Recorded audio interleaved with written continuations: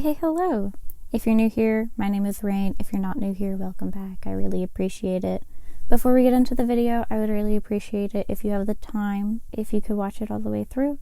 Then, if you're interested in checking out any of my socials, those are linked down below in the description. Now, this video more so was designed to be more of a relax and work with me type of video. I'm working on a warm-up design and trying to deal with a general lack of motivation for the day. I really was just not feeling drawing today. I figured a good way to go about it would be to just sketch out a little levitating character to vamp me up and motivate me to work on something a bit more interesting and complex. I've kind of found recently that making these little sketches on one long canvas has been a fun way of warming up and playing around with digital sketching. I kind of like seeing how I illustrate the characters differently, how my style might change depending on how I'm feeling, but also just kind of creating a little collection of warm-up sketches on a digital canvas has been really fun. And I generally do tend to have, this one in particular, you're gonna see a whole lot of issues with the feet and the hands. There was a bit of an odd proportion with the reference, with how the hand was kind of digging into the skin on the side, and I just could not figure it out for the life of me. It took me a really long time to get it exactly how I wanted. You're definitely gonna see some struggling, but it is a really fun warm-up. Of course, my warm-ups apparently take like 28 to 35 minutes with how long this video is, but it is kind of something I really like to see. I like to see how artists warm up, so I hope you enjoy as well.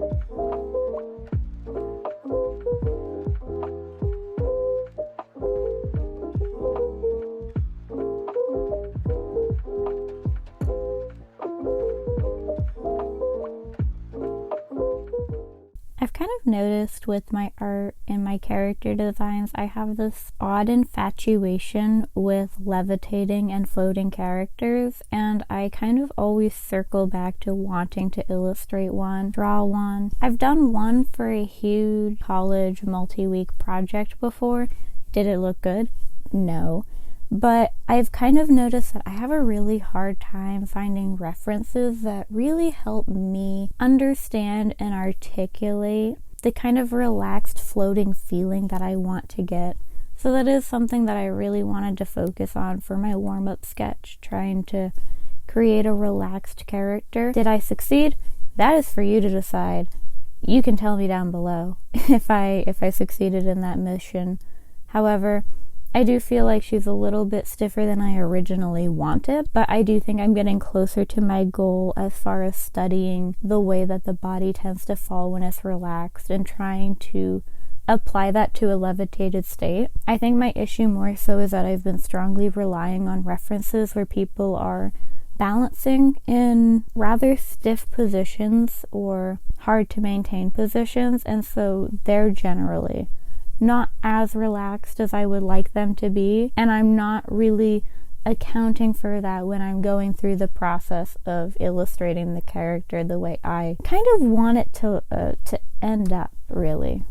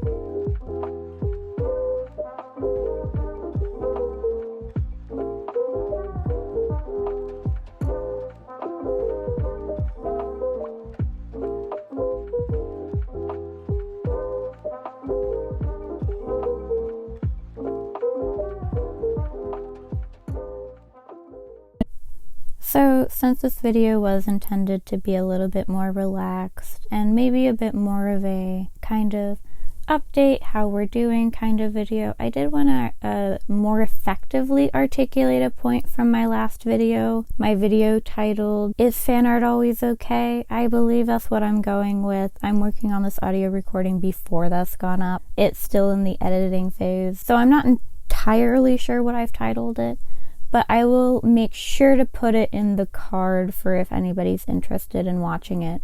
And even more so if you're interested in what I'm about to discuss, maybe watching it and then engaging in the topic of conversation that I'm hoping to start there. So I just wanted to make it abundantly clear that I do love fan art, and I do wish artists could safely make and sell fan art without infringing on copyright, while also having a way for artists to protect their work and the monetary aspects of their original designs. I want to be able to make and sell fan art as an artist who really does love making fan art, while also not taking something from someone else. I don't think that I articulated that quite where I wanted to or in a way that I wanted to. And I don't think I articulated where the conflict was coming from for me, which is kind of the desire to be able to profit off of art, and for other people to be able to profit off of art, and for the community in general, even those who aren't artists, to be able to purchase fan art and add to their collections, and particularly from artists they really love, and for artists to be able to make their living off of fan art and all of that, while also being able to protect and respect the original work of the creator, while also being able to protect and respect the fact that some of this is very near and dear to the original artist who created the characters. I think it's really easy when we look at huge series, like for that video particularly, I was illustrating Krollo, so I think it's really easy when we look at fandoms that are as big as Hunter x Hunter and we look at these characters. I think it's very easy for us to forget that this is all the hard and dedicated work of the artist who originally designed them, and I think it's really easy for us to forget that they are just one individual who created these characters and it got very successful. And I think it's very easy for us to not realize more so that we could be stepping on these creators' toes or making them feel like certain ways. I'm not saying that about the Hunter x Hunter artist in particular. I'm just saying, for example, because that's the character I was illustrating in that video, I just wish that we could kind of better understand when is too far, when isn't too far. And I think the best way to do that is to engage with the community in general and inquire with people, how do you feel about this?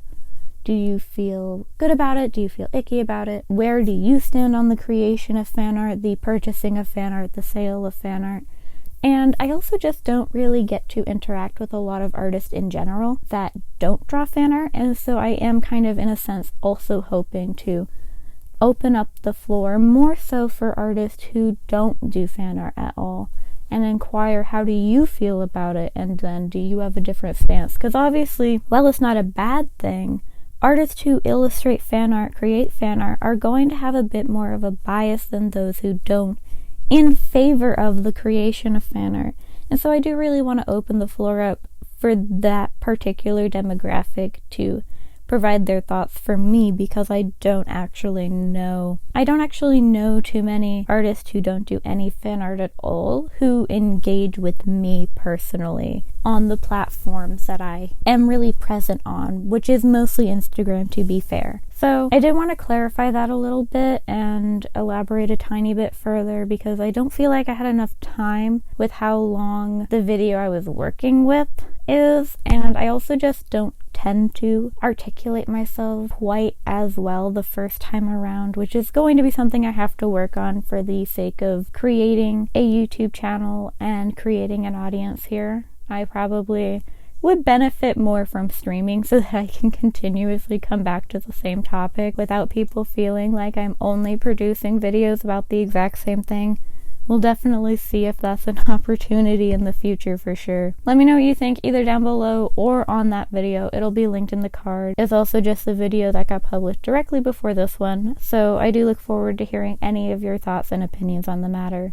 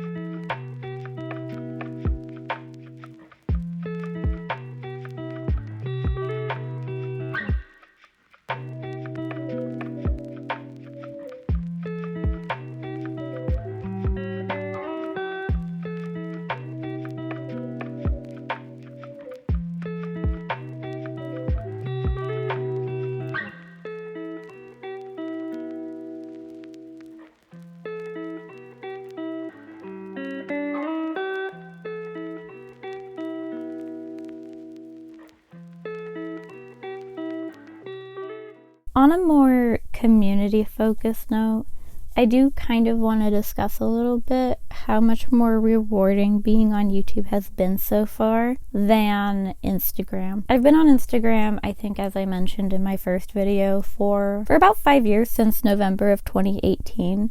And so I've kind of gotten accustomed over there with Instagram's very unrewarding algorithm. While I have had one video kind of pop off, there's something very unsatisfying a lot of the time about uploads for both my normal posts and the videos over there getting kind of constantly lost in the algorithm, or just not really actually hitting the audience I want it to hit. My kind of viral video hit an entire audience more so of people who don't even care about art, and it was very generally unrewarding to acquire a lot of followers from that who expected something very different from me than art, despite it being, technically speaking, an art video. And so I was kind of expecting to be greeted over here on YouTube with a similar initial start. I was very much expecting to come here and get absolutely 0 views on any of my videos, and to really have to, I guess, wade through the algorithm for a long time before even getting a like or anything over here. People always make YouTube sound like it's the hardest platform to get any engagement on. And I don't know, I've been very rewarded since coming over here.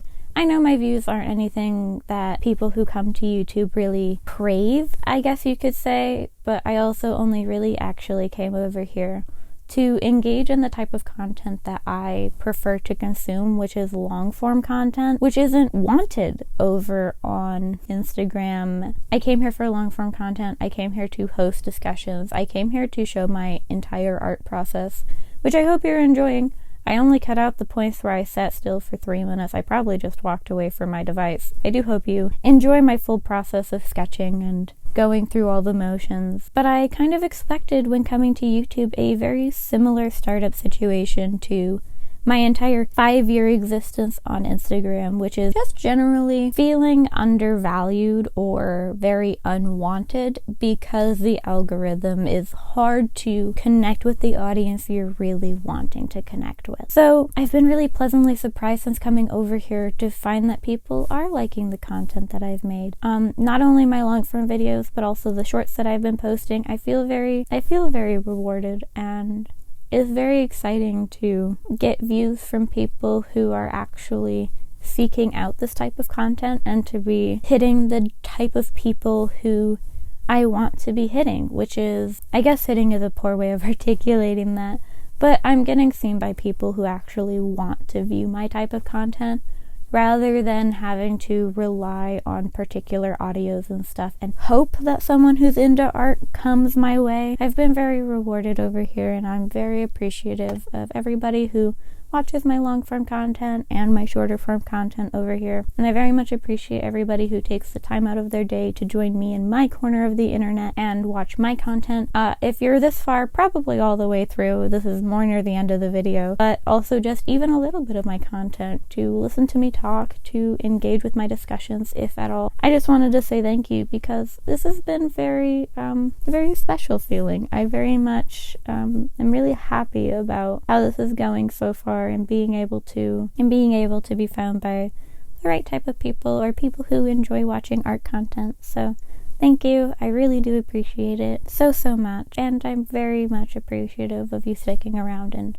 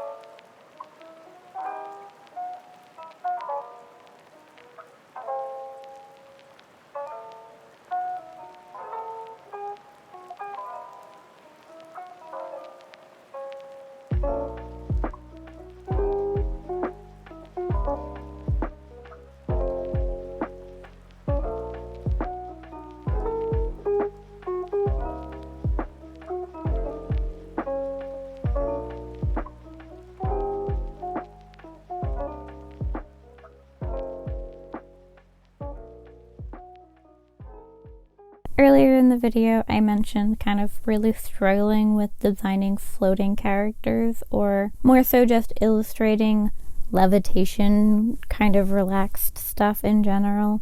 But I also commit another mortal sin, which is highly inaccurate clothing in this video. I might honestly be less ashamed of the decision to utilize a skirt if it had been a double slitted skirt like I had done in my previous 2 floating character illustrations I've done over the course of my art career. Honestly, might have been less shameful if I would have guessed a warrior woman in a bikini like an MMO game.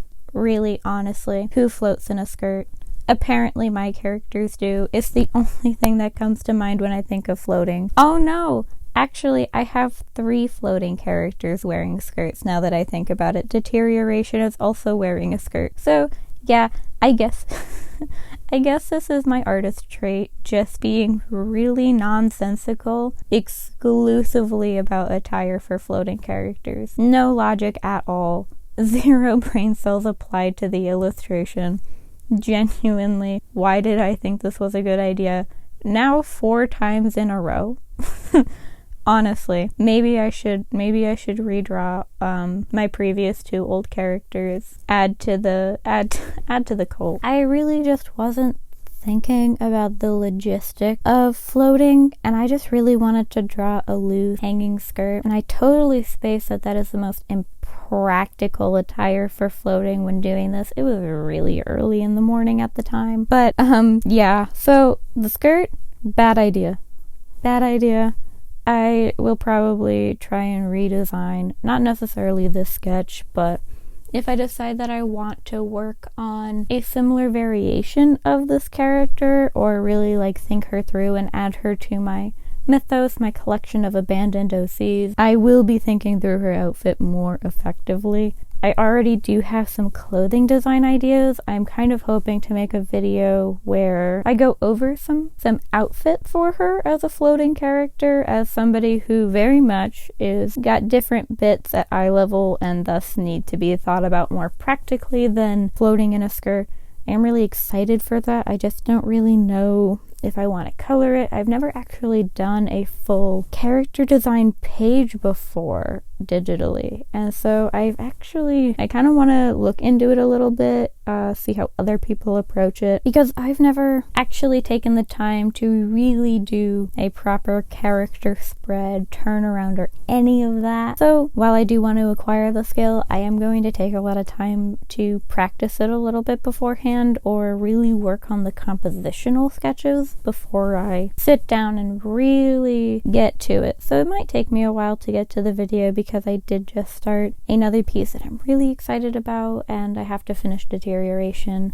I really am super slow at finishing projects. I start a lot, take forever to finish them. I promise everything will probably get a conclusion at some point. But also, I don't really know if that type of character design sheet for this would be interesting to an audience, especially since I've never done one before, so it's not like a specialty of mine. So I would appreciate it if you let me know down below if you're interested in seeing me kind of approach a full character workout kind of thing, or if you're interested in seeing me do an entire character design process the way I would usually do it. Typically is more so a traditional thing, kind of very messy, and then I move digitally.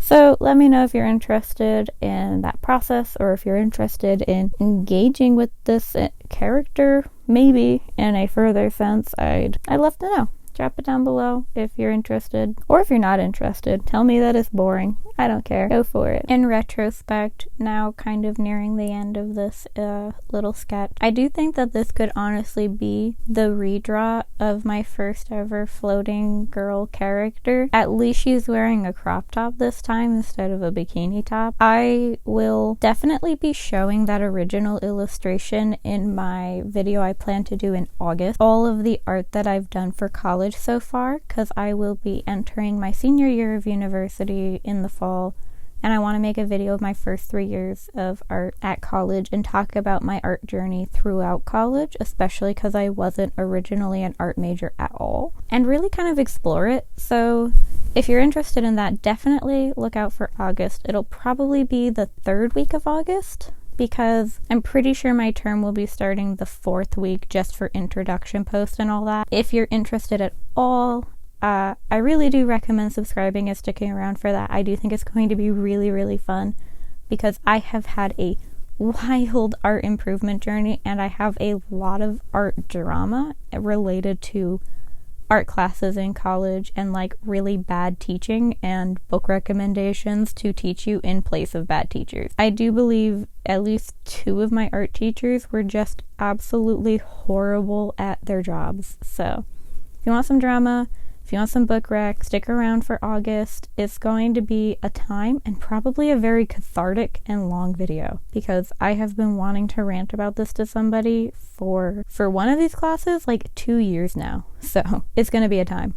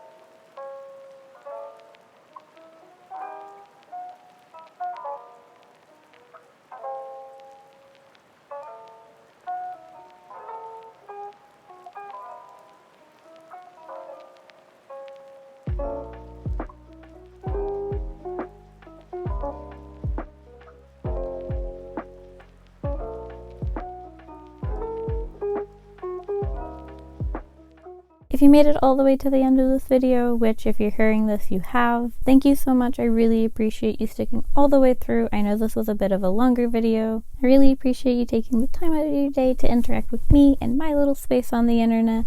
If you have any thoughts about the video, whether it's my discussion or the little sketch I put up throughout this, do let me know down below in the comments. Then my description has links to all of my socials. Not that I have a lot of socials, but I do have a Linktree with my other socials that aren't properly linked. The most important ones have direct links down below, which is my Instagram and my Ko-fi, which is at the moment 0 memberships. It's just kind of a place where I put more of a life update type of stuff and blog a little bit. So nothing you have to pay for over there at the moment. If you're interested in that, getting to know me a little bit more, go down to Ko-fi. Instagram is where I post a lot more of my work in progress art and post polls. So if you're interested in any of that type of stuff, there's that.